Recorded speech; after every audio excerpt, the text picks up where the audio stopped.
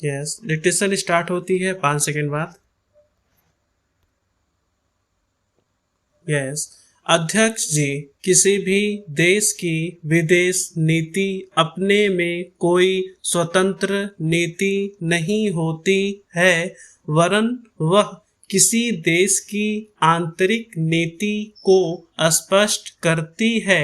उदाहरण के लिए हम अमेरिका को ले सकते हैं। उसने अपने यहाँ अधिक अन्न पैदा किया और जब उसके पास अनाज फालतू बच गया तब वह अपने बकाया अनाज की बिक्री के लिए ऐसे देशों की तलाश करने लगा जो उधार पर माल ले सकते हों, किंतु हमारी आंतरिक नीति ने यह तय किया कि खर्चीले ढंग से सरकार चलाएंगे और विदेशी मुद्रा की कोई राशि हमारे पास नहीं बचेगी।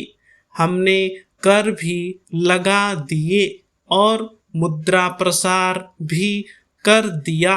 कुछ संकट पड़ने के बाद इस बात की आवश्यकता को नहीं समझा कि उस पैसे का कहीं अन्यत्र उपयोग कर सके।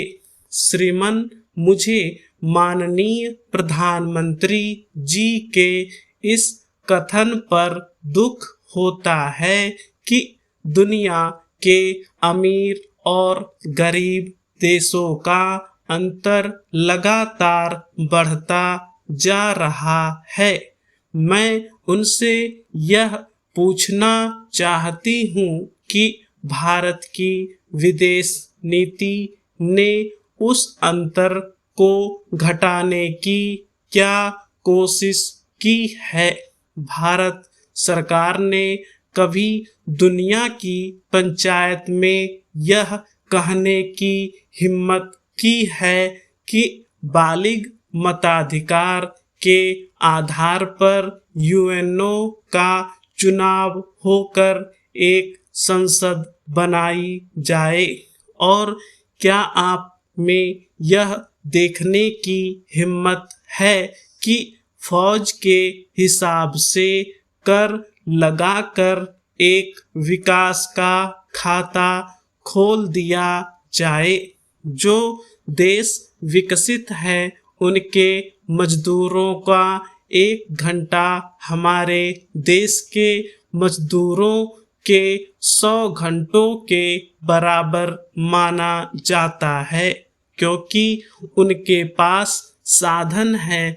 इसलिए यह अंतर और भी बढ़ता चला जा रहा है। किसी देश के अंदर आंतरिक नीति में अमीरी और गरीबी का अंतर बढ़ता चला जा रहा हो और वह दुनिया के देशों में विद्यमान अमीरी और गरीबी के इस अभिशाप को समाप्त करेगा। यह समझ में आने वाली बात नहीं है। अब मैं आपका ध्यान एक और बात की ओर दिलाना चाहती हूँ। पूर्वी जर्मनी को मान्यता देते हमें परेशानी होती है, इसलिए कि शायद पश्चिमी जर्मनी को बुरा लगे, लेकिन पश्चिमी जर्मनी ने तो अपनी रक्षा का भार दूसरों पर छोड़ दिया है। उसने अपनी पूरी शक्ति इस बात पर लगा दी है कि अधिक से अधिक उत्पादन किया जाए। आपने जो समय दिया उसके लिए मैं आभार प्रदर्शन करता हूँ और आपका धन्यवाद करता हूँ।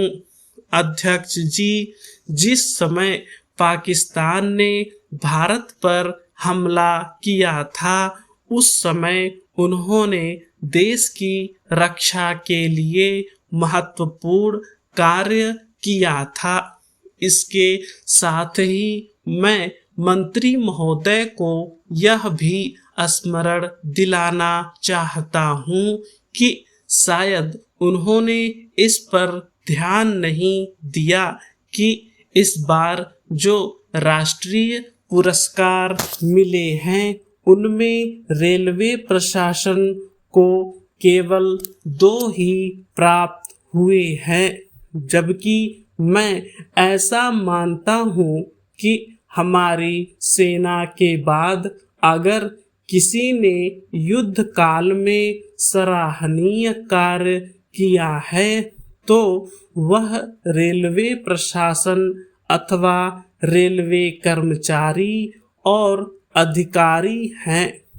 इसलिए उनके मनोबल को बनाए रखने के लिए और उनको प्रोत्साहित करने के लिए रेल मंत्री को इस बात पर भी ध्यान रखना चाहिए और इसका प्रयास करना चाहिए कि जो भी इस तरह के प्रोत्साहन मिले उनमें रेलवे का विशेष ध्यान रखा जाए। रेल मंत्री महोदय ने अपने वक्तव्य में भी रेलवे कर्मचारियों की प्रशंसा की है या उनको प्रोत्साहन दिलाया है, क्योंकि यह प्रोत्साहन शांति काल में भी बना रहना चाहिए। रेलवे ने युद्ध काल में जो काम किया वह तो देश की रक्षा का महान उद्देश्य था, लेकिन उसके बाद देश के निर्माण में या गरीबी मिटाने के लिए जो युद्ध होता है उसमें भी प्रत्येक रेलवे कर्मचारी का मनोबल उसी तरीके से बना रहे, इसके लिए भी रेल मंत्री महोदय को कुछ कदम उठाने की आवश्यकता है।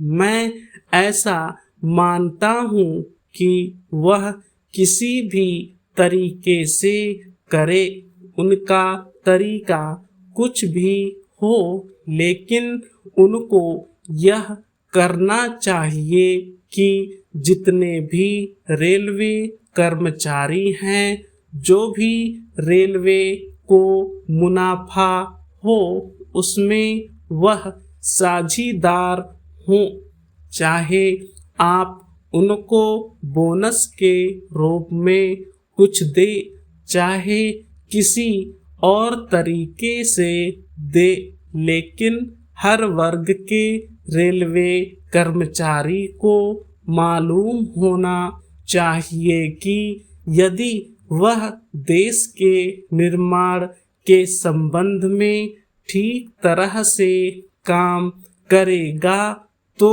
उसको पुरस्कार के रूप में या वेतन के अंश के रूप में अपने वेतन के अलावा पैसा मिलेगा।